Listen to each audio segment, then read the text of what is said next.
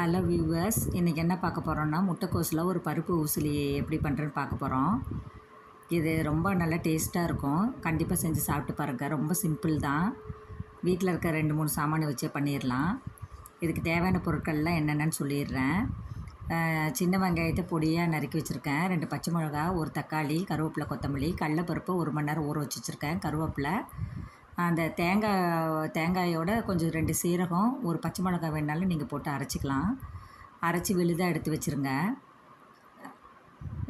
முட்டைக்கோஸ் வந்து பொடி பொடியாக நறுக்கி வச்சுக்கோங்க. எல்லாம் ரெடியாக எடுத்து வச்சுக்கிட்டிங்கன்னா செய்கிறதுக்கு ரொம்ப ஈஸியாக இருக்கும். குக்கரில் கொஞ்சம் எண்ணெய் ஊற்றிருக்கேன். கடுகு, கடலைப்பருப்பு போட்டு தாளிச்சிடணும். கடுகு பொரிஞ்சோன்னே என்ன பண்ணுங்கன்னா, இந்த சின்ன வெங்காயம் பொடிசாக நறுக்கி வச்சுருக்கிறத நல்லா போட்டு லைட் ப்ரௌன் வர வரைக்கும் வணக்குங்க. கடலைப்பருப்பு, உளுத்தப்பருப்பு, கடுகு போட்ட பிறகு வணங்கிட்டேன். இப்போ வெங்காயம் போட்டு வணக்கின பிறகு பச்சை மிளகா வேணுன்னா ஒரு வரமிளகா கூட போட்டுக்கலாம். கருவேப்பிலை போட்டுக்கோங்க. தக்காளியும் போட்டு நல்லா வணக்குங்க. அப்புறம் பார்த்திங்கன்னா, இந்த சின்ன சின்னதாக வெட்டி வச்சுருக்கிற முட்டைக்கோசையும் போட்டு அதிலையே நல்லா புரட்டி கொடுங்க. நல்லா வணங்கட்டும், பச்சை வாசனை போகிற அளவுக்கு. அப்புறம் கொஞ்சம் நான் சீரகம் போட்டிருக்கேன். இந்த பொடியாக நறுக்கின முட்டைக்கோசையும் அதிலே போட்டு நல்லா கலந்து கொடுங்க. தேவையான மஞ்சத்தூள், உப்பும் போட்டுக்கலாம். நல்லா புரட்டி கொடுங்க. நல்லா பச்சை வாசனை போகணும் முட்டைக்கோஸில்.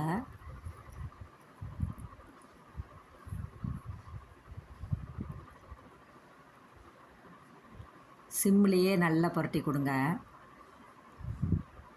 நம்ம இது வணக்கறதுலேயும் பச்சை மிளகா போடலாம், தேங்காய் அரைக்கிறதுலேயும் போடலாம். பச்சை மிளகா ரொம்ப காரமாக இருக்கிறவங்க வரமிளகா கூட யூஸ் பண்ணலாம். அது ஒரு தனி சுவை தரும். உப்பு போட்டு ஒரு 1/2 டம்ளர் தண்ணி மட்டும் ஊற்றி குக்கரில் ஒரே ஒரு விசில் மட்டும் கொடுத்து இறக்கிருங்க. நிறைய நேரம் வேகக்கூடாது. டைரெக்டாகவும் வேக வைக்கலாம் ஒரு 10 நிமிஷம். அப்புறம் இந்த தேங்காய் பூவில் நம்ம கொஞ்சம் 2 சீரகமும் ஒரு பச்சை மிளகாயும் போட்டு அரைச்சி விழுது அதில் போட்டு நல்லா கொதி வர்ற வரைக்கும் நல்லா கிளறி விடணும். அப்புறம் தனியாக பார்த்திங்கன்னா, எண்ணெயில் கடுகு, சீரகம், கொஞ்சம் பெருங்காயம் கூட போட்டு தாளித்து அந்த முட்டைக்கோஸ் இதிலையே கொட்டிடுங்க. கருவேப்பிலையும் போட்டுக்கலாம். இது பார்த்திங்கன்னா சாப்பிட்றதுக்கு ரொம்ப நல்லா டேஸ்ட்டாக இருக்கும். சாதம், சப்பாத்தி கூட ரொம்ப நல்லாயிருக்கும். சைட் டிஷ்ஷாக யூஸ் பண்ணிக்கலாம். செஞ்சு கண்டிப்பாக சாப்பிட்டு பாருங்கள். ரொம்ப டேஸ்ட்டு ரொம்ப நல்லாயிருக்கும்.